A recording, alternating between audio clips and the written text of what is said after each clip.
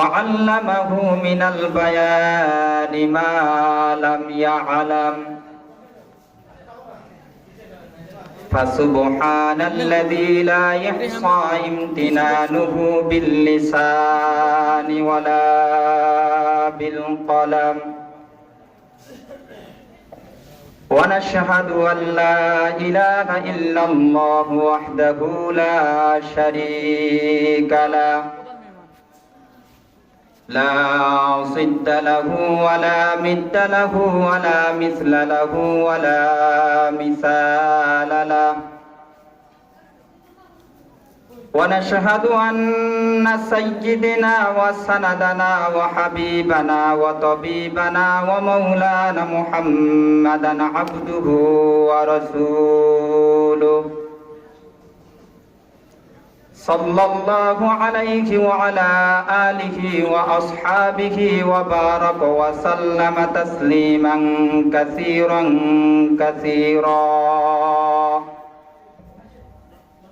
أما بعد فقد قال الله تعالى في كلامه المجيد وفي الفرقان الحميد أعوذ بالله من الشيطان الرجيم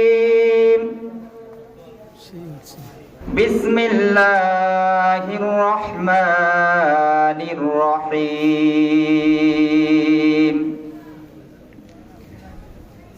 كيف تكفرون بالله وكنتم أمواتا فأحياكم ثم يميتكم ثم يحييكم ثم إليه ترجعون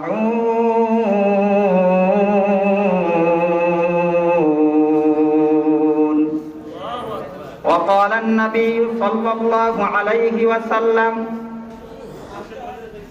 الدنيا سجن المؤمنين وجنة للكافرين أو قام عليه الصلاة والسلام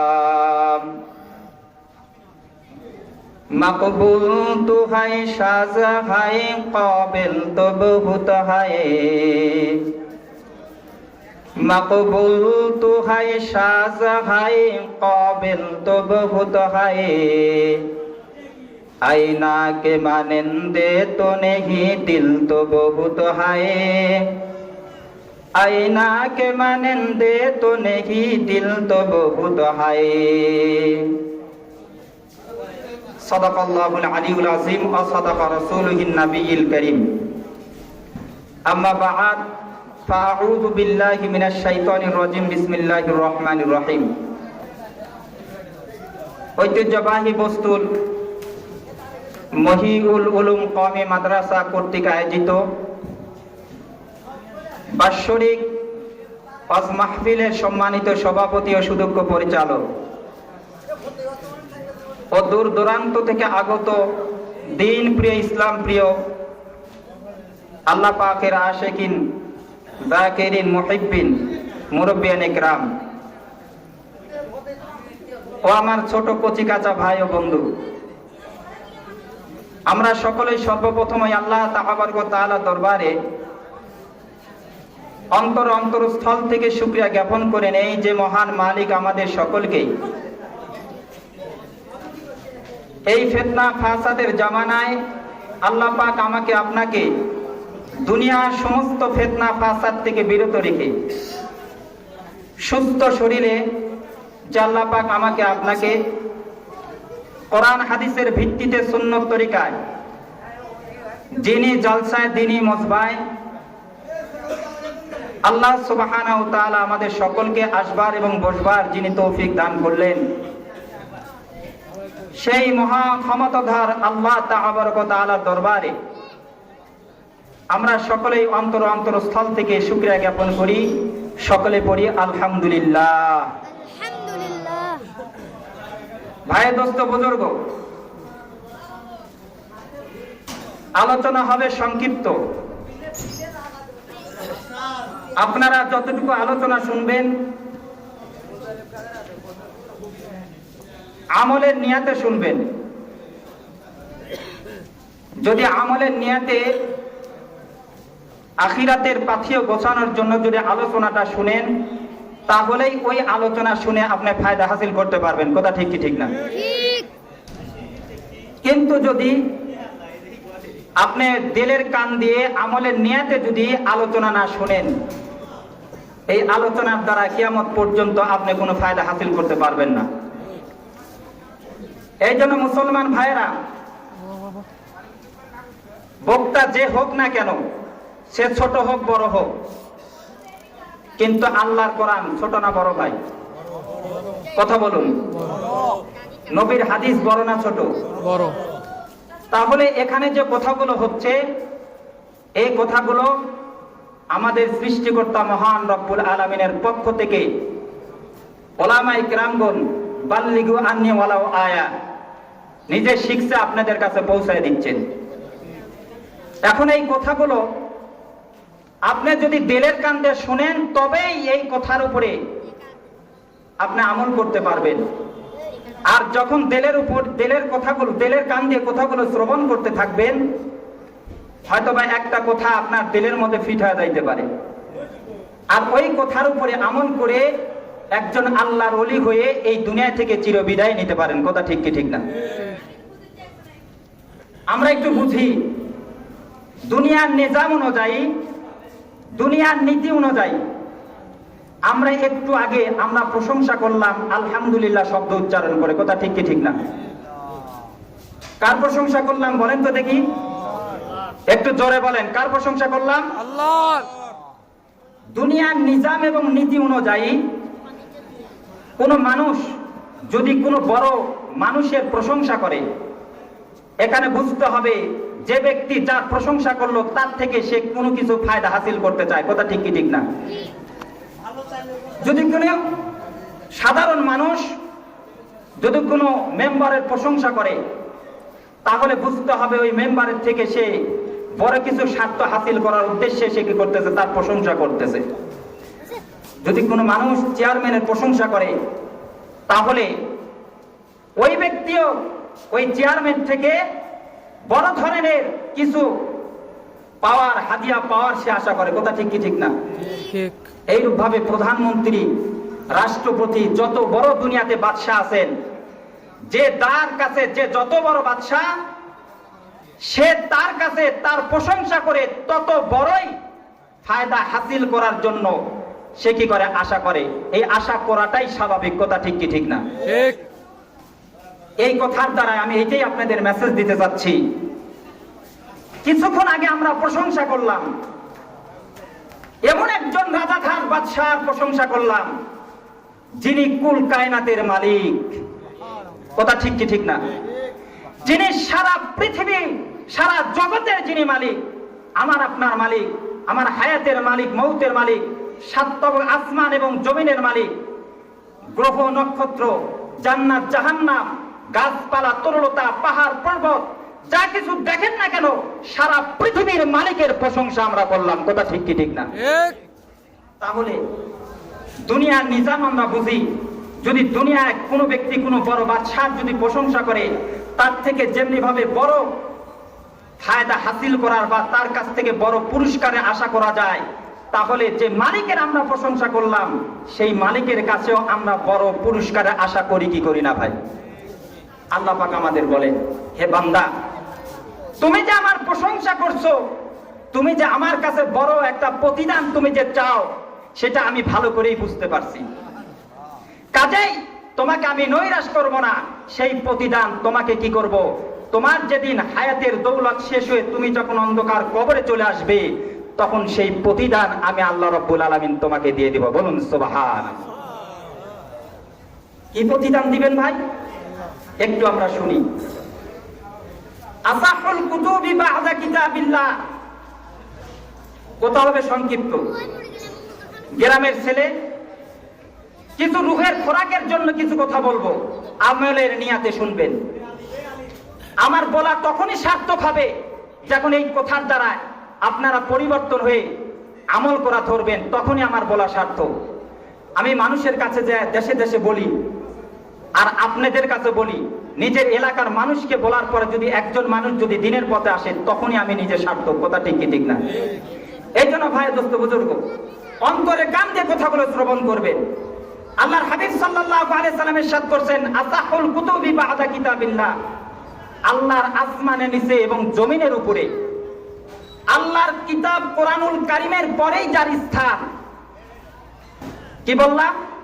আল্লাহর আসমানের নিচে এবং জমিনের উপরে কোরআনুল কারীমের পরেই যার স্থান, তার নাম হলো সহিহুল বুখারী। কি নাম ভাই? উক্ত কিতাবের মধ্যে আল্লাহর নবী সাল্লাল্লাহু আলাইহি সাল্লাম ইরশাদ করেছেন, মান ক্বালা আলহামদুলিল্লাহ তামনাউল মিজান। একবার জোরে চিল্লায় বলেন আলহামদুলিল্লাহ। কিতাবের মধ্যে লেখেন, যদি কোনো ব্যক্তি তার হায়াতের জিন্দেগিটাকে গনিমত মনে করে এক আল্লাহ পাককে রাজি খুশি করার উদ্দেশ্যে তার হায়াতের জিন্দেগিটাকে একটা বার যদি সে সুবহানাল্লাহ আলহামদুলিল্লাহ উচ্চারণ করে আল্লাহ পাককে রাজি খুশি করতে পারে, আল্লাহর হাবিব সাল্লাল্লাহু আলাইহি সাল্লাম বলে, ওই বান্দাকে তার মৃত্যুর পর কঠিন কাল কিয়ামতের ময়দানে আমি মালিকের পক্ষ থেকে তাকে হাদিয়া দেব। কঠিন কাল কিয়ামতের ময়দানে তাকে মিজানের পাল্লা পরিপূর্ণ করে সওয়াব দান করব। বলুন সুবহানাল্লাহ, সুবহান।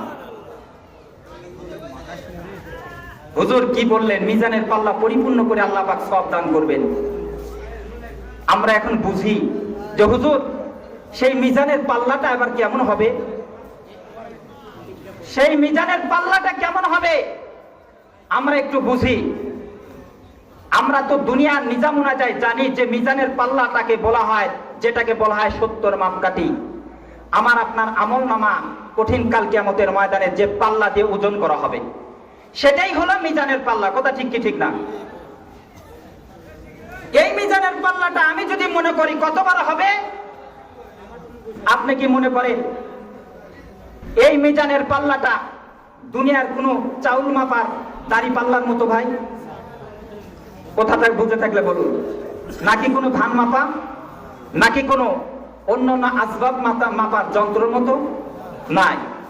আল্লাহর হাবিব সাল্লাল্লাহু আলাইহি সাল্লাম এই মিজানের পাল্লার পরিধি বর্ণনা করতে যায় বলেন, সাবআ সামাওয়াত ওয়া হুয়া বিকুল্লি শাইইন আলিম।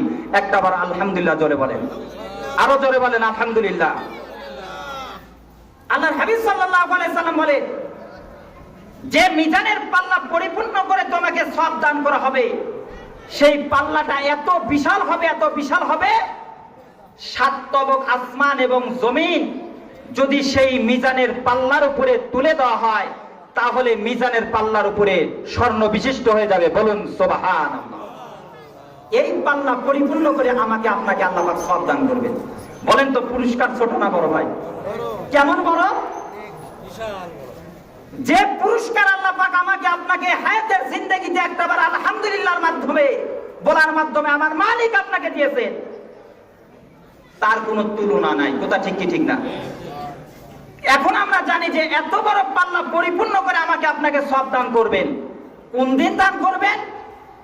আল্লাহর হাবিব সাল্লাল্লাহু আলাইহি সাল্লাম নয়, স্বয়ং আল্লাহ তাআলা বলতেছেন, ইয়াউমা ইয়াফিরুল মারউ মিন আখি ওয়া উম্মিহি ওয়া আবি ওয়া সাহিবাতিহি ওয়া বানি লিকুল্লি ইমরিন মিনহুম শা'নুন ইউনি। আল্লাহর হাবিব সাল্লাল্লাহু আলাইহি সাল্লাম নয়, ডাইরেক্ট আল্লাহ পাক নিজে বলতেছেন, হে আমার বান্দারা, তোমরা ওই মুসিবতের দিনের কথা স্মরণ করো, অর্থাৎ কিয়ামতের কথা তোমরা স্মরণ করো, যেদিন আল্লাহর আরশে আজিমের ছায়া ছাড়া কোনো দ্বিতীয় ছায়া থাকবে না। যেদিন এক ফোঁটা পানির জন্য মানুষ হাসরের ময়দানে তারা কাতরাতে থাকবে।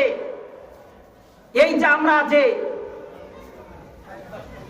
সূর্যটা দেখি, এই সূর্যটার 12টা মুখ আছে, একটা মুখ নিচের দিকে করে দেওয়া আর বাকি 11টা মুখ উপর দিকে করে দেওয়া, তা আবার 7 তবক আসমানের সাথে এটা সেট করা। এই একটা সূর্য দিয়ে আমাদেরকে তাপ দিচ্ছেন, ওই 7 তবক আসমান থেকে 6 তবক আসমান, এরপর 5তম, এরপর 4তম, 3তম, এরকম করতে করতে সামায়ে দুনিয়ার উপরে আসতেছে। তাই এই পাল্লা, এই সূর্যের আলো চৈত্র মাসের দিনে আমরা সহ্য করতে পারি না। কথা ঠিক কি ঠিক না? আল্লাহর হাবিব সাল্লাল্লাহু আলাইহি সাল্লাম বলেন, কঠিন কাল কিয়ামতের ময়দানে এই 12টা সূর্যের মুখ দিয়ে মানুষের নাফরমানের মাথার আধা হাত উপরে সূর্য আসবে, আর এই সূর্যকে বলা হবে যত তোর শক্তি আছে সকল শক্তি দিয়ে তুই কি কর, আমার নাফরমান বান্দাকে তুই তাপ দে। ওই নাফরমান বান্দাকে তখন কি করতে থাকবে? 12টা মুখ দিয়ে তাপ দিতে থাকবে, আর ওই 12টা মুখের তাপে নাফরমানের মাথার মগজগুলো গলে গলে কি করতে থাকবে? জমিনের মধ্যে পড়তে থাকবে। বলুন নাউজুবিল্লাহ, নাউজুবিল্লাহ। এখানেই ক্ষান্ত নয়, এই মুসিবতের দিন যেদিন তার ভাই তার বোনকে ভুলে যাবে, বোন তার ভাইকে ভুলে যাবে, মা তার সন্তানকে ভুলে যাবে, সন্তান তার মাকে ভুলে যাবে, এই মুসিবতের দিন আল্লাহ রাব্বুল আলামিন আমাকে আপনাকে মিজানের পাল্লা পরিপূর্ণ করে সওয়াব দান করবেন। বলুন সুবহানাল্লাহ, সুবহানাল্লাহ।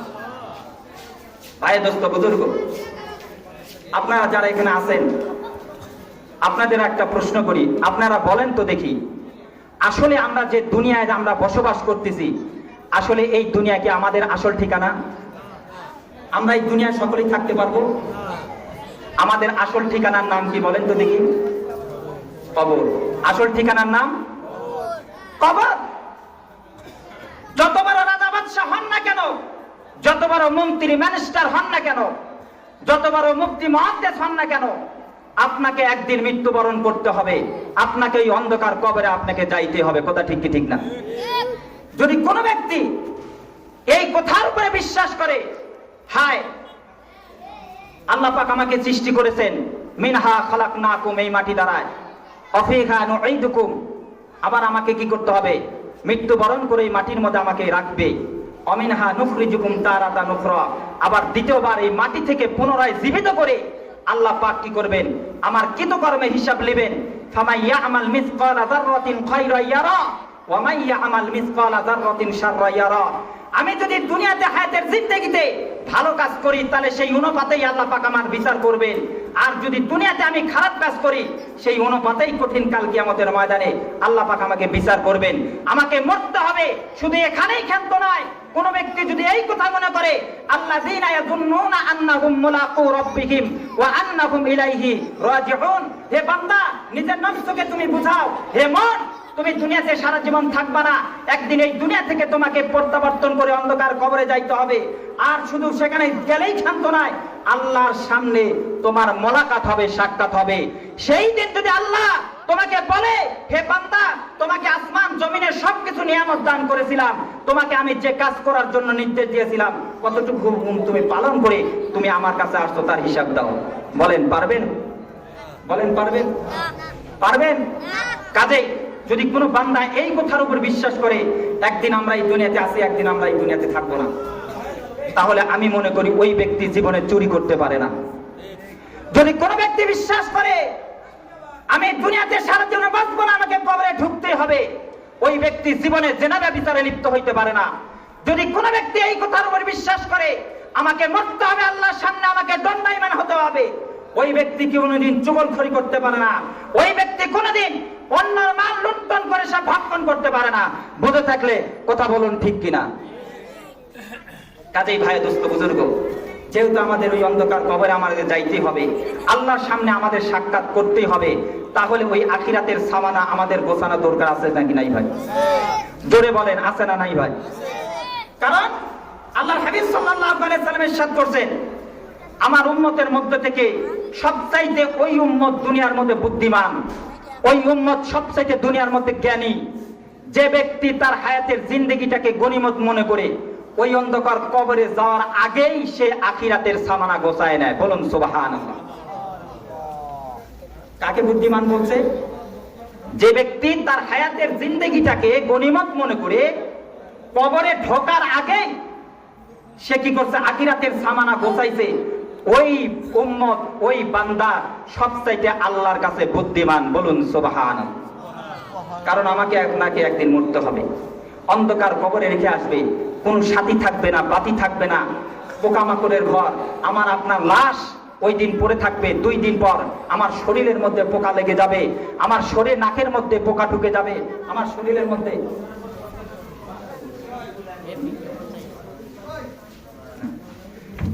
পোকা ঢুকে যাবে, আমার শরীরের গোশতগুলো মাংসগুলো খুলে খুলে পড়তে থাকবে, কথা ঠিক কি ঠিক না? সেই দিন আমার পাশে কেউ যায় দাঁড়াবে না। আপনারা বুঝে থাকলে বলুন, দুনিয়াতে মহব্বতের মানুষ আল্লাহর পরে সবচাইতে তার উম্মতকে বেশি মহব্বত করেন, তিনি হলেন আমাদের নবী, কথা ঠিক কি ঠিক না? রহমতে আলম নবী, এইভাবে বলেন সাইয়্যিদুল আম্বিয়া নবী, কোরআনে প্রমাণ, আশিক বিনে কে বুঝবে আমার দয়াল নবীর শান, কথা ঠিক কি ঠিক না? নবী আমার মদিনার বুলবুল, আমার আল্লাহ ভালোবেসে নামটি দিলেন মুহাম্মদ রাসূল। আল্লাহু আকবার, আল্লাহ। এই জন্য বলা হয়েছে যে আল্লাহ নবী এই আসমানের নিচে এবং জমিনের উপরে আল্লাহর পরেই তার উম্মতকে সবচেয়ে বেশি ভালোবাসে হলো নবী তার উম্মতদেরকে, কথা ঠিক কি ঠিক না? এরপর বলা হয়েছে আল্লাহ নবীর পরে সবচাইতে আল্লাহ সুবহানাহু ওয়া তাআলার এই জমিনের মধ্যে একজন সন্তানকে তার মা সবচেয়ে বেশি ভালোবাসে, কথা ঠিক কি ঠিক না? কিন্তু আজকে বুঝে থাকলে বলুন, এমন কোন সন্তান মারা গেছে ইতিহাস আছে যে আমার সন্তান মারা যাওয়ার পরে ওই কবরে তার বাপ তার সাথে গেছে, তার মা তার সাথে গেছে? তাহলে কি বোঝা গেল? আপনার কবরে আপনাকেই যাইতে হবে, আপনার কবরে আপনাকেই যাইতে হবে। এই দুনিয়া থাকতেই আপনাকে কবরের সামান আপনাকে গোছায় নিয়ে যেতে হবে, কথা ঠিক কি ঠিক না? 6 দিন পরে নখ খসে যাবে, 9 দিন পরে চুল। আমাকে যখন কবরে রাখবে, আমার হাড়গুলো ওই দিন পোকামাকড়ে খাইতে থাকবে, আমার শরীরের হাড়গুলো ওই দিন খসে পড়তে থাকবে। এই জন্য ইসলামী সঙ্গীতটা এইভাবে বর্ণনা করেন, 6 দিন পরে নখ খসে যাবে, 9 দিন পরে চুল। আমার সাথে যারা পারেন তারা বলবেন, কবর গায়ের সামান নিতে কইরো না কেউ ভুল, কবর জায়গা ভালো নয়, কবর জায়গা ভালো নয়, আমল দিয়ে কবর গৃহ সাজিয়ে নিতে হয়, কবর জায়গা ভালো নয়, কবর জায়গা ভালো নয়, আমল দিয়ে কবর গৃহ সাজিয়ে নিতে হয়, কথা ঠিক কি ঠিক না? 17 দিনে পেটে পেটে সব প্রকার খাদ্য হবে, 3.5 পরে গোশত থাকবে না, কঙ্কাল পড়ে রবে। 17 দিনে পেটে পেটে সব প্রকার খাদ্য হবে, 3.5 পরে গোশত থাকবে না, কঙ্কাল পড়ে রবে। 90 দিনে হাড়গুলো সব, 90 দিনে হাড়গুলো সব আলাদা পড়ে রয়, কবর জায়গা ভালো নয়, কবর জায়গা ভালো নয়, আমল দিয়ে কবর গৃহ সাজিয়ে নিতে হয়। বুঝে থাকলেন কথা বলুন ঠিক কিনা? দেখে রেছে অহংবার লোভ লালসার পাহাড়, হিংসাই চলে বিবেক হলো নফসের কালো আহার, ওটা ঠিক কি ঠিক না? দেখে রেছে অহংবার লোভ লালসার পাহাড়, হিংসাই চলে বিবেক হলো নফসের কালো আহার।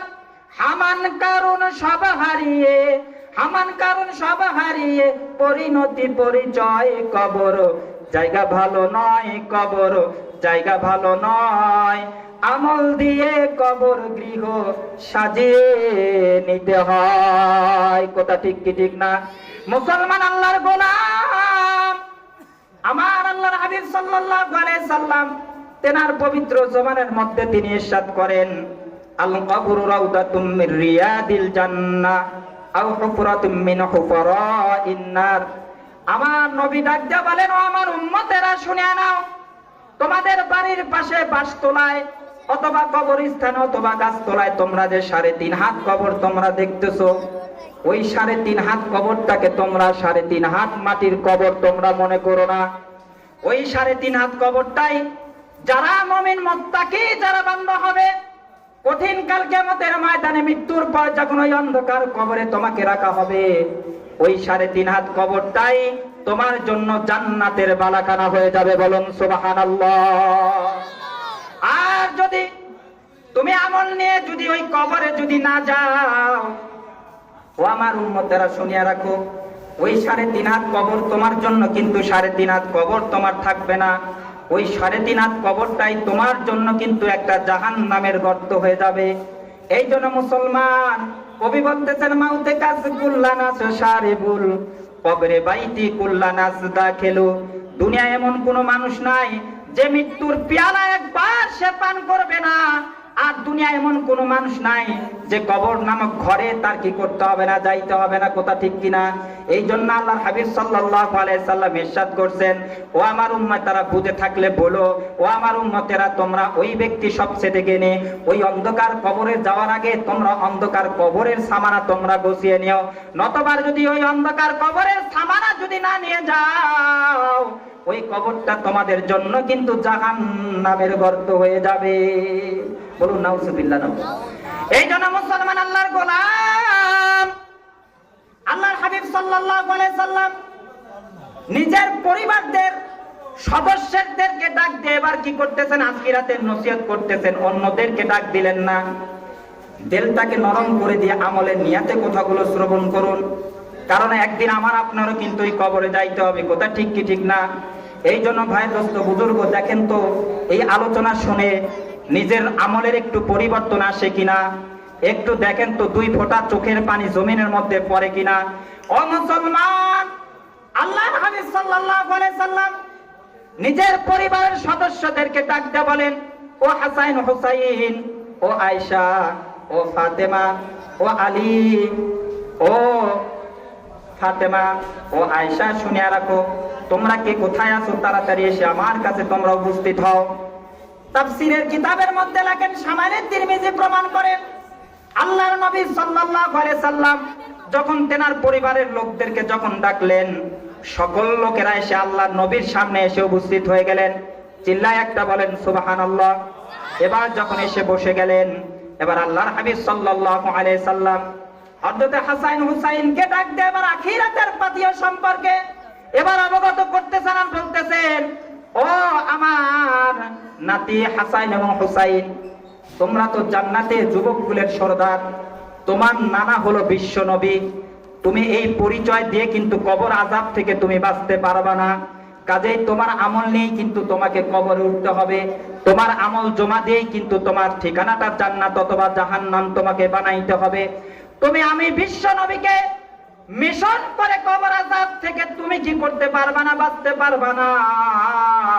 কাজেই তোমার আমল নিয়েই কিন্তু তোমাকে কবরে উঠতে হবে, তোমার আমল নিয়ে উঠেই কিন্তু তোমার ঠিকানা জান্নাত অথবা জাহান্নাম বানাতে হবে।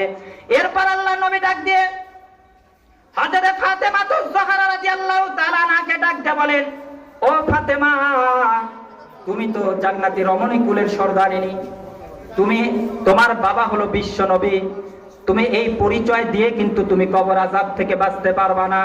কারণ তোমাকে একদিন এই দুনিয়া থেকে চির বিদায় নিয়ে অন্ধকার কবরে তোমাকে যাইতে হবে, আর তোমার আমল নিয়ে তোমাকে ওই কবরে উঠতে হবে, আর তোমার আমল জমা দিয়ে তোমার ঠিকানাটা জান্নাত অথবা জাহান্নাম বানাতে হবে। এরপর আল্লাহ নবী সাল্লাল্লাহু আলাইহি সাল্লাম হযরত আলী রাদিয়াল্লাহু তাআলা আনহুকে ডাক দিয়ে বলেন, ও আলী, তুমি আর শুনিয়া রাখো, তোমার তো উপাধি আসাদুল্লাহ গালেব, যে আল্লাহর উপরে বিজয়ী বাদ, তুমি এমন কোন যুদ্ধ নাই তুমি কি করো নাই, বিজয়ী তুমি বরণ করো নাই, প্রত্যেকটা যুদ্ধে তুমি সত্যের উপরে বিজয় হয়েছো।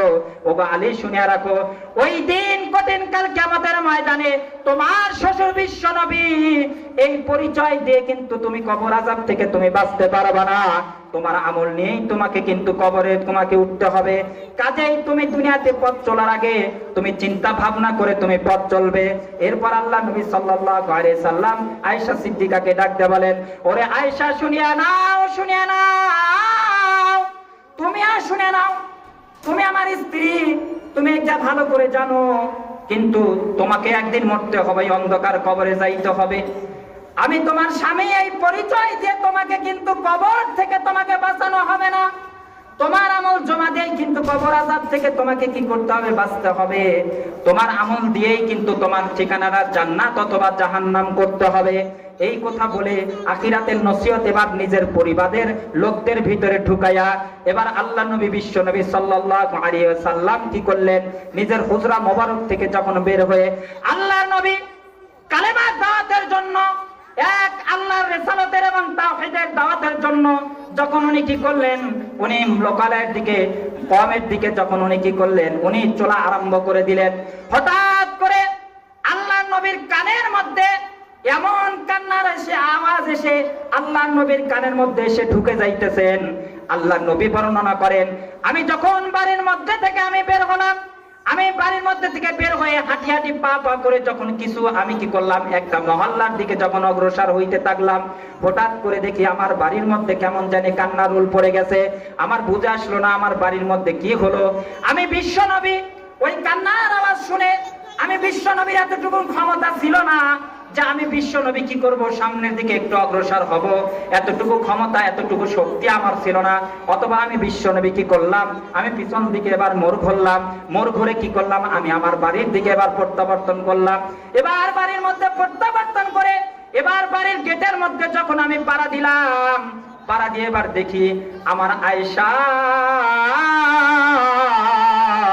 দুনিয়াতে যেমনি ভাবে একজন মানুষ একটা গোলা কাটা মুগরিক অথবা হাঁসকে জবাই করে জমিনের মধ্যে যেমনি ভাবে ছেড়ে দিলে, ওই হাঁসটা যেমনি ভাবে লাফাইতে লাফাইতে নিজের জানটাকে ত্যাগ করে, আমার আয়েশা দেখি বাড়ির মধ্যে থেকে কি করছে, হুজরা মোবারকের মধ্যে থেকে লাফ দিয়ে উঠানের মধ্যে পড়ে গেছে। শুধু পড়েই যায় নাই, আমার আয়েশা উঠানের মধ্যে পড়ে দেখি নিজের শরীরের মধ্যে ধুলা মোবারক গুলো কি করতেছেন, জড়াইতেছেন। আর আসমানের দিকে সাদা আঙ্গুলটা উঁচু করে দিয়ে দেখি কান্না করতেছেন।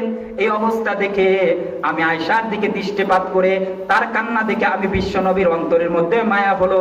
মায়া হওয়ার পর আমি আয়েশাকে ডাক দিয়ে এই কথা বললাম, ওগো আয়েশা, তুমি এমন করে কেন কাঁদতেছো? কি হয়েছে তোমার? তোমার কি তোমার বাবার কথা মনে হয়েছে নাকি সেই জন্য তুমি কাঁদো? নাকি তোমার মায়ের কথা মনে করে কাঁদো? নাকি তোমার আত্মীয় স্বজন করার কথা মনে করে কাঁদো? ও আয়েশা, নাকি আমি বিশ্ব নবী তোমাকে এমন কোন কথা বলেছি যার কারণে তুমি কি করেছো কষ্ট পায়া? ও আয়েশা, তুমি এইরূপ ভাবে কাঁদতেছো, তোমার কি হয়েছে? আমাকে কথাটা খুলে বলো। ও মুসলমান বাবারে, শামালের তিরমিজি প্রমাণ করেন। এবার আল্লাহর নবী সাল্লাল্লাহু আলাইহি সাল্লামের দিকে আয়েশা সিদ্দিকা রাদিয়াল্লাহু তাআলা আনহা এবার একটু মাথাটাকে উঁচু করে দিয়ে এবার কান্নার সুরে বলতেছে, ইয়া রাসূলুল্লাহ, ইয়া হাবিবাল্লাহ, আমি আমার মায়ের কথা মনে করে আমি কাঁদি না, আমি আমার বাবার কথা মনে করে আমি কাঁদি না, আমি আমার আত্মীয় স্বজনের কথা মনে করে কাঁদি না, আমি তো কাঁদতেছি ওই জাহান্নামের আগুনের ভয়।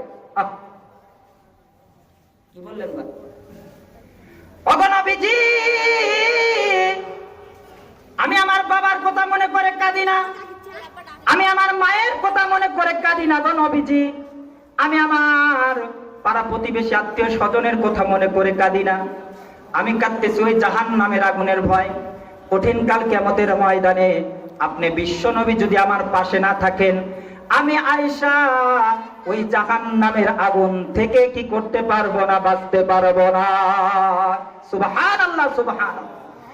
আসি গো ডুবে আমি পাপেরই সাগরে, না জানি কি হবে ওপারে হাসরে, আসি গো ডুবে আমি পাপেরই সাগরে, না জানি কি হবে ওপারে হাসরে, তোমারি সুপারিশ বিনে কেমনে হব পার, কবরে হাসরে কি হবে আমার, কবরে হাসরে কি হবে আমার। যারা পারেন বলেন আমার সাথে, মুসিবতে না পাই যদি, মুসিবতে না পাই যদি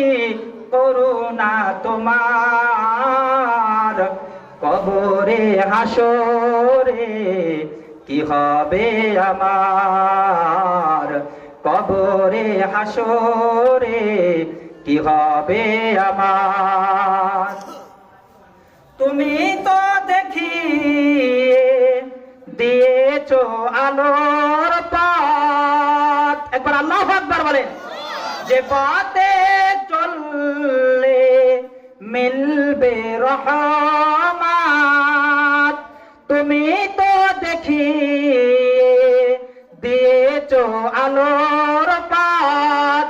যে পথে চললে মিলবে রহমত, তবুও ভুল পথে মোরা, তবুও ভুল পথে মোরা করলাম জীবন পার। কবরে হাসরে কি হবে আমার, কবরে হাসরে কি হবে আমার। মুসিবতে না পাই যদি, মুসিবতে না পাই যদি করুণা তোমার, কবরে হাসরে কি হবে আমার। কথা বলুন ঠিক কিনা? বিশ্বনবী সাল্লাল্লাহু আলাইহি সাল্লাম যদি আমার ওসিলা না হন, আমার পাশে যদি না আসেন, আমাকে যদি সুপারিশ না করেন, আমার যদি উকিল না হন, হাসরের ময়দান থেকে জাহান্নামের আগুন থেকে বেঁচে জান্নাতে যাওয়া আমাদের সম্ভব হবে ভাই? চিল্লায় বলেন সম্ভব হবে? আপনি কি বলবেন? আপনি কি বলবেন? আপনি বললে কি না বললে কি? আয়েশা সিদ্দিকা রাদিয়াল্লাহু তাআলা আনহা তিনি কে ছিলেন একটু নিজের নফসের সাথে বলেন যে তিনি এমন একজন নবীর কি ছিলেন, স্ত্রী ছিলেন যে বিশ্ব নবীর সাথে ঘর সংসার করেছেন, একই বিছানায় শুয়ে থাকছেন, একই প্লেটে খাবার খাইছেন, একই বাথরুমে গোসল করছেন, সবকিছু যে একসাথে নবীর সাথে কি করেছেন, সে বন্টন করে করে সে ব্যবহার করেছেন। সেই ভয় করতেছে ওগো নবীজি, যদি কঠিন কাল কিয়ামতের ময়দানে আপনি যদি আমার পাশে না থাকেন, আমি আয়েশারও তো জাহান্নামের আগুন ছাড়া কোনো উপায় হবে না। বলেন, আমার পাশে যদি নবী না থাকে সেই দিন আমার আপনার জাহান্নামের আগুন ছাড়া কোনো উপায় হবে ভাই? বলেন। কিন্তু আমার নবী দয়ার নবী, কেমন নবী পাইছি আমরা আজকে, সেই নবীকে নিয়ে আজকে কটূক্তি করে ওই নাস্তিক মুরতাদেরা, অথচ আমাদের অন্তরের মধ্যে নিম্নতম কোনো কষ্ট লাগে না। কথা ঠিক কি ঠিক না? ও মুসলমান, ভুলে গেলে চলবে না। আমাদের মাঝখানে ইসলাম কস্তুরী পানার মতো ভেসে আসে নাই। আমাদের মাঝখানে ইসলাম এসেছে লক্ষ লক্ষ কোটি কোটি সাহাবায়ে কেরামের শাহাদাতের মাধ্যমে। আমাদের মাঝখানে ইসলাম এসেছে হাজার হাজার লক্ষ লক্ষ আউলিয়া কেরামের চোখের পানির বদলতে। আমাদের মাঝখানে ইসলাম এসেছে স্বয়ং বিশ্ব নবীর দন্দন মোবারক শহীদ হওয়ার মাধ্যমে। কথা ঠিক কি ঠিক না? আরো জোরে বলেন কথা ঠিক কিনা? আমরা তো মুসলমান, আমরা তো পায়া গেছে আমাদের বাবা মুসলমান, ভাই মুসলমান, পরিসূত্র আমরা মুসলমান। এই বেদায় আমাদের আমলের কোনো কি নাই, আমাদের গুরুত্ব নাই, আমাদের কি নাই, ইমানের কোনো কি নাই, গুরুত্ব নাই। কথা ঠিক কি ঠিক না? আমরা কেমন নবী পাইছি একটা হাদিস এক্সাম্পল আপনাদের দেব। জান্নাতের গেটে যখন কিয়ামতের ময়দান কায়েম হয়ে যাবে, যেহেতু গ্রামের মাহফিল বিস্তারিত আলোচনা করা যাবে না, সংক্ষিপ্ত কিছু আলোচনা আপনাদের সামনে তুলে ধরবো। অন্তরে কান দিয়ে আগেই বলছি, শ্রবণ করবেন। কিয়ামতের ময়দানে আল্লাহ সুবহানাহু ওয়া তাআলা যখন বিচারের কাঠগড়ায়, আদালতের কাঠগড়ায় যখন দাঁড় করাবেন, আমার আপনাকে যখন আল্লাহ পাক বিচারের সম্মুখীন করবেন, আল্লাহ পাক তখন সমস্ত যতগুলো জান্নাতের গেট আছে সমস্ত গেটের দরজাকে আল্লাহ পাক কি করে দিবেন, বন্ধ করে দিবেন। বলুন সুবহানাল্লাহ। কথাগুলো দিলের কান দিয়ে শোনা যাবে ভাই? চিল্লায় বলুন, কথা শোনা যাবে? আমলের নিয়াতে শোনা যাবে? তাহলে আপনারা আমলের নিয়াতে কথাগুলো শুনবেন। এবার এক পর্যায়ে সর্বপ্রথম হাসরের ময়দানে আম্বিয়া কিরামদেরকে ডাকা হবে। ডাক দিয়ে আল্লাহ সুবহানাহু ওয়া তাআলা আন-নাবিয়্যুন মাসুমাইন, নবীরা তো মাসুম। কথা ঠিক কি ঠিক না? নবীদের কোনো গুনাহ আছে ভাই? কথা বুঝে থাকলেন কোনো গুনাহ আছে? আপনারা সাক্ষী দিলেন নবীদের কোনো গুনাহ নাই। আপনারা আরেকটা কথা বুঝে থাকলে বলুন, নবীদের হযরত আদম আলাইহিস সালাতু ওয়াস সালাম থেকে আমার নবী যে আসছেন, এই মাঝখানে যতগুলো নবী গেছেন, এই নবীদের হায়াতের জিন্দেগিতে তাদের চলাফেরার ক্ষেত্রে কোনো ভুল ছিল ভাই? কথা মেয়া মেয়া করে বলেন কে? চিল্লায় বলেন, কথা ভুল ছিল? তেনাদের জিন্দেগিতে কোনো ভুল ছিল? তেনাদের জীবনে কোনো ভুল নাই।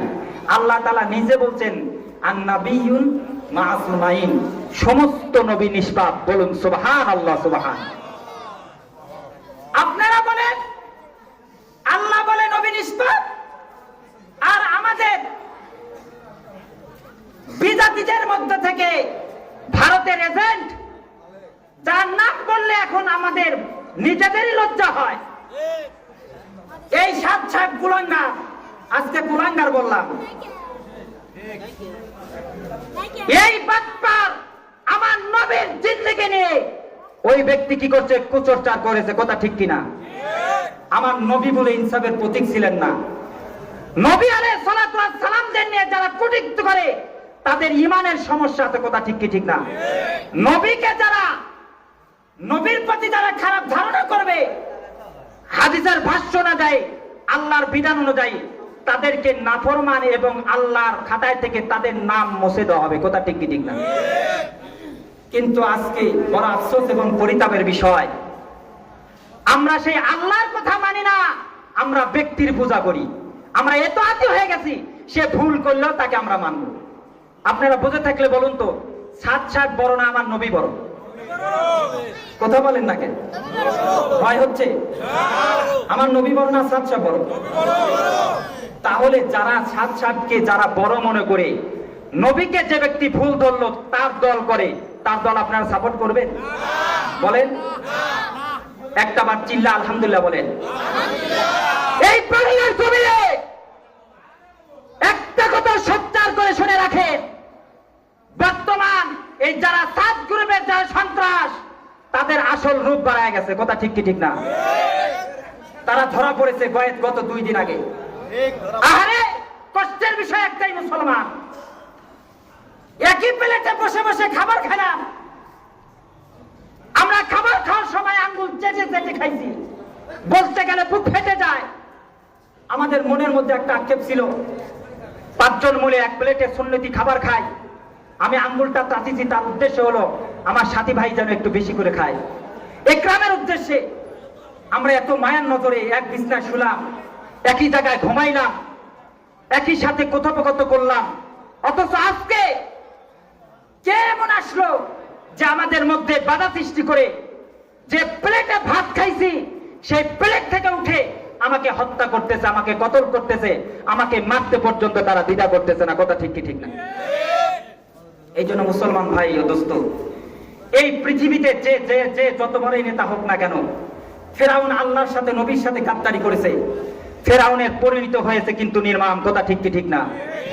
নমরুদ আল্লাহর সাথে গাদ্দারি করেছে, নমরুদের যেমনি ভাবে পরিণত হয়েছে, লেংরা মশা নাক দিয়ে ঢুকে জুতা পেটা করে বাংলার জমিন থেকে তাকে চিরবিদায় করে দেওয়া হয়েছে। কথা ঠিক কি ঠিক না? আমি আজকে কণ্ঠের সাথে কণ্ঠ মিলা বলতে চাই, ও 7 গ্রুপের কেনার বাহিনী, হুঁশিয়ার সাবধান। আমার নবীকে নিয়ে যদি দ্বিতীয়বার কোনো কটূক্তি করা হয়, তোমাদেরকেও বাংলার জমিনের মুসলমানরা কোনোদিনও ছাড় দিবে না, দিবে না, দিবে না। কথা ঠিক কিনা? আমার নবীকে নিয়ে কটূক্তি করো। আল্লাহ হাবিব সাল্লাল্লাহু আলাইহি সাল্লাম কত পাওয়ারের নবী, কোন নবীর উম্মত আমরা, এই হাদিসটা আপনারা একটু শুনেন। আল্লাহ পাক রব্বুল আলামিন হাশরের ময়দানে সমস্ত নবীদেরকে মাফ করে দিবেন, মাফ করে নবীদের বলবেন, ও নবীগণ তোমরা কি করো, জান্নাতের মধ্যে তোমরা প্রবেশ করার জন্য জান্নাতের গেটে চলে যাও। সুবহানাল্লাহ বলেন। আর একটু আওয়াজ দিয়ে সুবহানাল্লাহ বলেন। কোন নেতার স্লোগান দিলেন? কোন নেত্রী? রেজেক দিয়েছেন কে? আয়াতের মালিক কে? শক্তি দিয়েছেন কে? জবান কার? প্রশংসা করবেন কার? বলেন তো নারে তাকবীর। আরো জোরে বলেন নারে তাকবীর। আল কোরআনের আলো, কোরআন হাদিসের আলো, নারে তাকবীর। মুসলমানদের আওয়াজ থাকতে হবে বাঘের মতো, সিংহের মতো, এই হিন্দুরের মতো মেয়ামান করলে হবে না। আমরা মুসলমান, মোদের বুকে আল কোরআন, জীবন দিব তবু আমরা দিব না ঈমান। কথা ঠিক কি ঠিক না? নাস্তিকেরা আর সে দেখো হায়নার হিংস্রতায় মুসলমানদের ঈমান ওরা কেড়ে নিতে চায়। কথা ঠিক কি ঠিক না? মুসলমানদের ঈমান ওরা কেড়ে নিতে চায়। নাস্তিকেরা আর সে দেখো হায়নার হিংস্রতায় মুসলমানদের ঈমান ওরা কেড়ে নিতে চায়। শহীদ হব তবু আমরা দিব না ঈমান, জীবন দিব তবু আমরা দিব না ঈমান, আমরা মুসলমান মোদের বুকে আল কোরআন, জীবন দিব তবু আমরা বলেন দিব না ঈমান। কথা ঠিক কি ঠিক না? আমরা জীবন দিতে প্রস্তুত, আমরা ঈমান দিতে প্রস্তুত নয়। কথা ঠিক কি ঠিক না? কেমন নবী আমরা পাইছি মুসলমান? এবার সকল নবীগণ কি করবেন? জান্নাতের গেটে যায় এবার যখন কি করবেন? দাঁড়িয়ে যাবেন। মনে রাখেন আয়েশা সিদ্দিকার কথা, পরে আসবো। জান্নাতের গেটে যায় এবার জান্নাতের গেটে টক টক করে এবার আওয়াজ করবেন। জান্নাতের গেটের দারোয়ানের নাম হলো রেদওয়ান। কি নাম? জোরে বলেন কি নাম? রেদওয়ান। ফেরেশতা ডাক দিয়ে বলবেন, কে গো তুমি? জান্নাতের গেটে আসিয়া তুমি কোরআনাত করতেছো, টক টক করে তুমি শব্দ করো, তোমার পরিচয় কি আমি আগে জানতে চাই। সুবহানাল্লাহ। বললেন যে আমার পরিচয় হলো আমি হলেন আদি পিতা হযরত আদম আলাইহিস সালাতু ওয়াস সালাম। আমি আল্লাহর পয়গম্বর কে? আদম আলাইহিস সালাতু ওয়াস সালাম। আমার জন্য একটু দয়া করে গেটটা আপনি খুলেন। আল্লাহর নবী আদম আলাইহিস সালাতু ওয়াস সালাম কে এবার রেদওয়ান ফেরেশতা এবার সাফ সাফ জানায় দিবেন, ওগো আল্লাহর নবী আদম, আপনি গেটে আসছেন ঠিক আছে, আপনি একটু ওয়েট করেন, একটু থামেন। আপনার জন্য এখনো কি করা হয় নাই? গেট খোলার পারমিশন হয় নাই। একটু আপনি দাঁড়ান, আপনি একটু অপেক্ষা করেন, কিছুক্ষণ পর আপনার জন্য গেট খোলা হবে। সুবহানাল্লাহ। আবার বলেন সুবহানাল্লাহ। আদম আলাইহিস সালাতু ওয়াস সালামের জন্য গেট খোলা হবে না। এরপর ইব্রাহিম আলাইহিস সালাতু ওয়াস সালাম এসে একই অবস্থা। রেদওয়ান ফেরেশতা ডাকতে বললেন, পরিচয় কি জানতে চাই? এবার পরিচয় জানানো হবে। আমি হলাম জাতির পিতা ইব্রাহিম আলাইহিস সালাতু ওয়াস সালাম। গেট খুলেন। ইব্রাহিম আলাইহিস সালাতু ওয়াস সালামকে রেদওয়ান ফেরেশতা ডাকতে বলবেন, ওগো আল্লাহর নবী, আপনার জন্য এখনই গেট খোলার পারমিশন নাই। সুবহানাল্লাহ। আপনার জন্য গেট খোলার পারমিশন নাই, আপনি আর একটু দেরি করেন, ওয়েট করেন, আর কিছু সময় পর আপনার জন্য গেট খোলা হবে। এরপর হযরত মুসা আলাইহিস সালাম, এরপর হযরত ঈসা আলাইহিস সালাম, এরপর হযরত দাউদ আলাইহিস সালাতু ওয়াস সালাম, এরপর হযরত শীশ আলাইহিস সালাতু ওয়াস সালাম, এরপর হযরত ইসমাঈল আলাইহিস সালাতু ওয়াস সালাম, এরপর হযরত ইব্রাহিম আলাইহিস সালাতু ওয়াস সালাম, হযরত আইয়ুব আলাইহিস সালাতু ওয়াস সালাম, হযরত ইয়াকুব আলাইহিস সালাতু ওয়াস সালাম, অর্থাৎ হযরত ইসমাঈল আলাইহিস সালাতু ওয়াস সালাম, অর্থাৎ আল্লাহর জমিনে আল্লাহ পাক যত নবী পয়গম্বর প্রেরণ করেছেন সকল নবীরা কি করবেন? জান্নাতের গেটে আসিয়া দাঁড়িয়ে যাবেন। বলুন সুবহানাল্লাহ। কারোর জন্য গেট খোলা? কোন নবীর উম্মত? মুসলমান। কারোর জন্য গেট খোলা? এক পর্যায়ে রাগ হয়ে সকল নবীগণ বলতে থাকবেন, ওরে রেদওয়ান, কার জন্য তোমরা অপেক্ষা করতেছো? আমরা সকল নবী এসে তোমাকে সুপারিশ করতেছি, তাড়াতাড়ি গেট খুলে দাও। আমরা জান্নাতের গেটের মধ্যে, জান্নাতের মধ্যে ঢুকে আমরা নিজের জীবন অন্তরটাকে সান্ত্বনা দিতে চাই, জান্নাতটাকে আমরা ধন্য করতে চাই। রেদওয়ান ফেরেশতা এবার ডাক দিয়ে বলতে থাকবেন, ও নবীগণ, আদম আলাইহিস সালাতু ওয়াস সালামের নাম শুনলাম, ঈসা আলাইহিস সালাতু ওয়াস সালামের নাম শুনলাম, ইউনূস আলাইহিস সালাতু ওয়াস সালামের নাম শুনলাম, হযরত ইব্রাহিম আলাইহিস সালাতু ওয়াস সালামের নাম শুনলাম, হযরত ইসমাঈল আলাইহিস সালাতু ওয়াস সালামের নাম শুনলাম, হযরত ঈসা পয়গম্বরের নাম শুনলাম, কিন্তু নবী আলাইহিস সালাতু ওয়াস সালাম এখন পর্যন্ত আমার কানের মধ্যে বিশ্ব নবী, আখিরি জামানার নবী হযরত মুহাম্মদুর রাসূলুল্লাহর নামটা তো শুনলাম না। সুবহানাল্লাহ, সুবহানাল্লাহ। কাজেই আল্লাহ রাব্বুল আলামিন আমাকে আদেশ দিয়েছে, যতক্ষণ পর্যন্ত আখিরি জামানার নবী সাইয়্যিদুল মুরসালিন খাতামান নবীন বিশ্ব নবী যতক্ষণ পর্যন্ত জান্নাতের গেটে আসিয়া কোরাঘাত না করবেন আর জান্নাতের মধ্যে প্রবেশ না করবেন, ততক্ষণ পর্যন্ত আল্লাহ সুবহানাহু ওয়া তাআলা আমাকে জান্নাতের গেট খুলতে নিষেধ করে দিয়েছে। সুবহানাল্লাহ, সুবহানাল্লাহ। রাহমাতাল লিল আলামিন নবী, সাইয়্যিদুল আম্বিয়া নবী, কোরআনে 10 মিনিট আগে নিয়ে আসলাম আমাকে 800 টাকা আমাকে দিয়ে দিবেন। রহমতে আলম নবী, নবী দুজাহান। বলেন রহমতে আলম নবী, নবী দুজাহান। সাহাবীরা আতুর বানায় ওই নবীজির ঘাম। বলেন না, সাহাবীরা আতুর বানায় ওই নবীজির ঘাম। সুবহানাল্লাহ বলেন, সুবহানাল্লাহ। চিনো যারে মানো তারে আমার নবীজি, যাহার জন্য পাগল ছিলেন তারকারাজি। সুবহানাল্লাহ। চিনো যারে মানো তারে আমার নবীজি, যাহার জন্য পাগল ছিলেন তারকারাজি। আল্লাহ নবীর জন্য কে ছিলেন, কি পাগল ছিলেন? তারকারাজি। জান্নাতে তোমরা আরো শুনবানি সুন্দর কাহিনী, তোমরা আরো শুনবানি সুন্দর কাহিনী। জান্নাতেরই গেটে গেটে লেখা নবীর নাম। সুবহানাল্লাহ, সুবহানাল্লাহ। জান্নাতের গেটে গেটে কার নাম লেখা ভাই? আমার নবীর নাম লেখা জান্নাতের গেটে গেটে। উস্তনে হান্নানা একটা খেজুর গাছের নাম, গাছটি ধরে খুতবা দিতেন রাসূল আকরাম। গাছটি নবীর বিরহে কাঁদিতেন রাহে, গাছটি নবীর বিরহে কাঁদিতেন রাহে। হতভম্ব হলেন সকল সাহাবায়ে কেরাম। আল্লাহু আকবার, আল্লাহু আকবার। এবার আদম আলাইহিস সালাতু ওয়াস সালাম সকল নবীদের মধ্যে একেবারে কি করবেন? এই আওয়াজ ছড়িয়ে দিবেন, তাড়াতাড়ি তালাশ করো কোথায় বিশ্ব নবী, কোথায় আম্বিয়া কিরামগণের মধ্যে থেকে তালাশ করো, কোথায় আল্লাহর পয়গম্বর খুঁজে আনো। যতক্ষণ পর্যন্ত বিশ্ব নবীকে না আনা হবে, জান্নাতের গেট কি করা হবে না, খোলা হবে না, ওপেন করা হবে না।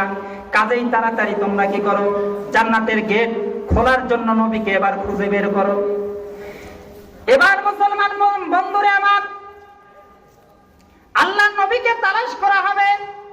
এবার রাহমাতুল লিল আলামিন নবীকে এক পর্যায়ে তালাশ করতে করতে করতে করতে এবার কি করা হবে, খুঁজে খুঁজে যখন কি করবেন, তালাশ করতে থাকবেন, দেখবেন দয়ার নবী, মায়ার নবীর উম্মতের কান্ডারি নবী হাসরের ময়দানে নিজের উম্মতের গুনাহ মাপের জন্য ইয়া রব্বি হাবলি উম্মতি বলে বলে কাঁদতেছে। সুবহানাল্লাহ। চিন্তা করছেন, অন্যান্য নবীরা জান্নাতে যাওয়ার জন্য পাগল হয়ে গেছে, আর আমার আপনার নবী নিজের গুনাহগার উম্মতের জন্য কি করছেন, জাহান্নামের গেটে আসিয়া হাসরের ময়দানে কি করেছেন, উম্মতের নাজাতের জন্য আল্লাহর কাছে সিজদায় পড়ে আসছেন। ও মুসলমান, কোন নবীর উম্মতে আপনারা? সেই নবী নিজের পরিবার লোকদেরকে ডাক দিয়ে বলতেছেন, ও হাসান হোসেন ও আয়েশা, শুনিয়া রাখো, তোমরা আমলবিহীন যেন ওই কবরে তোমরা যায় না। ওই কবরে যায় আমাকে মিশন করে কবর আযাব থেকে তোমরা কিন্তু বাঁচতে পারবা না। আল্লাহ নবীর কথা শুনে আয়েশা সিদ্দিকা রাদিয়াল্লাহু তাআলা আনহা কি বলেছিলেন, আপনাদের স্মরণ রাখার জন্য আপনাদের বলেছিলাম। ও মুসলমান বাবাজিরা আমার, আল্লাহ নবীকে এবার ডাক দিয়ে বলেছিলেন, ও আল্লাহর নবী শুনিয়া রাখেন, ইয়া রাসূলুল্লাহ, ইয়া হাবিবাল্লাহ, যদি কঠিন কাল কিয়ামতের ময়দানে আপনি বিশ্ব নবী যদি আমার পাশে এসে যদি না দাঁড়ান, তাহলে আমি আয়েশার ওই জাহান্নামের আগুন ছাড়া কোনো উপায় থাকবে না। ও মুসলমান, কোন দিকে নজর নাই, একটু চক্ষুটা নরম করে দিয়ে নিচের দিকে তাকাইয়া দেখেন তো 2 ফোঁটা চোখের পানি আসে কিনা। ও বন্ধু, আল্লাহর হাবিব সাল্লাল্লাহু আলাইহি সাল্লাম তেনার পরিবারদের দিক থেকে এই কথা যখন বললেন, আল্লাহ পাক ঘোষণা করে দিলেন, ফালিয়াদহাকুকা কালিলা ওয়া ইয়াবকুকা কাসীরা। এ আমার উম্মতগণ, তো এ আমার বান্দারা, তোমরা দুনিয়াতে তোমরা বেশি বেশি করে ওই জাহান্নামের আগুনের ভয়ে তোমরা কাঁদো, আর কম কম করে তোমরা কি করো, হাসো। কারণ কাঁদলে লাভ আছে মুসলমান। যে ব্যক্তি ওই জাহান্নামের আগুনের ভয়ে যে ব্যক্তি কাঁদবে, তাফসীরের কিতাবের মধ্যে লেখেন তার দুনিয়াতে 3টা লাভ। কয়টা লাভ ভাই? জোরে বলেন, কয়টা লাভ? যে ব্যক্তি জাহান্নামের আগুন থেকে বাঁচার জন্য দুনিয়ার হায়াতের জিন্দেগিতে কাঁদবে, 1 নাম্বার হলো ওই ব্যক্তির জাহান্নামের আগুনের ভয়ে কাঁদার দ্বারায় ওই ব্যক্তির উপরে আল্লাহ পাক স্বয়ং নিজে রাজি খুশি হবেন। বলুন সুবহানাল্লাহ। 2 নাম্বার, যে ব্যক্তি ওই জাহান্নামের আগুনের ভয়ে যে ব্যক্তি কাঁদবে, আল্লাহ রাব্বুল আলামিন ওই ব্যক্তির জীবনের জিন্দেগির সমস্ত গুনাহ খাতাগুলোকে আল্লাহ পাক মাফ করে দিবেন। সুবহানাল্লাহ। আর যে ব্যক্তি ওই জাহান্নামের আগুনের ভয় কাঁদবে, আল্লাহ সুবহানাহু ওয়া তাআলা ওই বান্দাকে জাহান্নামের আগুন থেকে বাঁচায়া আল্লাহ রাব্বুল আলামিন তার ঠিকানাটা আল্লাহর জান্নাত করে দিবে। এইজন্য আল্লাহর নবী সাল্লাল্লাহু আলাইহি সাল্লাম যখন আয়েশা সিদ্দিকা রাদিয়াল্লাহু তাআলা আনহাকে যখন এই কথা বলেছিলেন, আল্লাহর নবীর ঘরণী আমাদের আম্মাজান জাহান্নামের আগুনের ভয়ে কেঁদেছেন, কথা ঠিক কিনা? আমরা এমন কপাল পরা ওই জাহান্নামের আগুনের ভয়ের কথা শোনার পরেও, অকাট্য সত্য ওই কবরের কথা শোনার পরেও, জাহান্নামের আগুনের ভয়ের কথা শোনার পরেও আমাদের অন্তর থেকে সামান্যতম পানির ফোঁটা বের হয় না, কথা ঠিক কি ঠিক না? অথচ মুসলমান বাবারে আমার, এই দুনিয়াতে নবীর সাহাবারা যারা এই কবরের বয়ান শুনে, আখিরাতের বয়ান শুনে, তারা জাহান্নামের আগুনের ভয় কাঁদতে কাঁদতে, আগুনের ভয়ে তারা কাঁদতে কাঁদতে তারা কি করেছেন? তারা নিজের জীবনটাকে এমন ভাবে কি করেছেন? গঠন করেছেন যেমনি ভাবে আশারের পুরুষদের মধ্যে আল্লাহ রাব্বুল আলামিন 10 জনকে জান্নাতের অগ্রিম দুনিয়াতে সার্টিফিকেট দান করেছেন, কথা ঠিক কি ঠিক না? যাদেরকে বলা হয় আশারে মুবাশশারা। এইরূপ ভাবে মুসলমানদের মধ্যে থেকে, মহিলাদের মধ্যে থেকে আল্লাহ রাব্বুল আলামিন কি করেছেন? 5 জন ব্যক্তিকে আল্লাহ রাব্বুল আলামিন মহিলাদের মধ্যে থেকে অগ্রিম জান্নাতের টিকিট 5 জনকে দান করেছেন। তার মধ্যে 5 জনদের মধ্যে থেকে মহিলাদের মধ্যে একজন হলো ঈসা আলাইহিস সালাতু ওয়াস সালামের মা হযরত মারিয়াম আলাইহিস সালাতু ওয়াস সালাম, দ্বিতীয় নম্বর হযরত আসিয়া আলাইহিস সালাতু ওয়াস সালাম, তৃতীয় নম্বর হযরত ফাতেমাতুজ জোহরা রাদিয়াল্লাহু তাআলা আনহা, চতুর্থ নম্বর বিবি আয়েশা সিদ্দিকা রাদিয়াল্লাহু, চতুর্থ নম্বর হযরত আয়েশা সিদ্দিকা রাদিয়াল্লাহু তাআলা আনহা, এবং পঞ্চম নম্বর হযরত খাদিজাতুল কুবরা রাদিয়াল্লাহু তাআলা আনহা। এই 5 জনকে আল্লাহ রাব্বুল আলামিন দুনিয়াতে হায়াতের জিন্দেগিতে আল্লাহ রাব্বুল আলামিন অগ্রিম জান্নাতের টিকিট দান করেছেন, বলুন সুবহানাল্লাহ। প্রিয় উপস্থিতি, আমাদের এলাকার সকল মুরব্বীদেরকে আমি দৃষ্টি আকর্ষণ করে বলবো, আমাদের দ্বিতীয় মেহমান হযরতুল আল্লাহ হযরত মাওলানা আব্দুল মালেক ধলেশ্বরী সাহেব আমাদের মাঝখানে এসে হাজির হয়ে গেছেন।